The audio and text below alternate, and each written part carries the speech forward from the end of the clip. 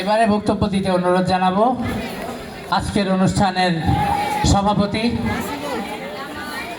Preparatory laboratory একাডেমির ব্যবস্থাপনা পরিচালক আমার মা তাহমিনা সুলতানাকে তার মূল্যবান বক্তব্য প্রদান করবার জন্য।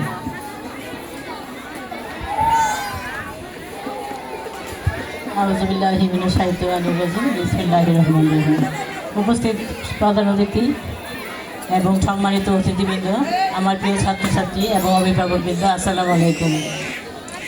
এই গরমের মধ্যে আপনারা উপস্থিত হয়েছেন, ছেলেমেয়েরা খেলাধুলায় গ্রহণ করেছে, আল্লাহর অশেষ রহমত, আলহামদুলিল্লাহ আমরা সবাই সুস্থ আছি।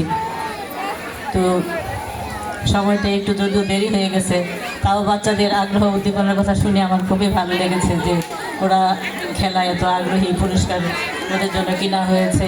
আর আপনারা আছেন, সাংস্কৃতিক অনুষ্ঠান হবে, উপভোগ করবেন, প্রধান অতিথি তারপর অন্যান্য অতিথিদের কথা শুনবেন, আমাদের জন্য সবাই দোয়া করবেন। আমি এই বলে আমার সংক্ষিপ্ত বক্তব্য শেষ করছি। আল্লাহ হাফিজ।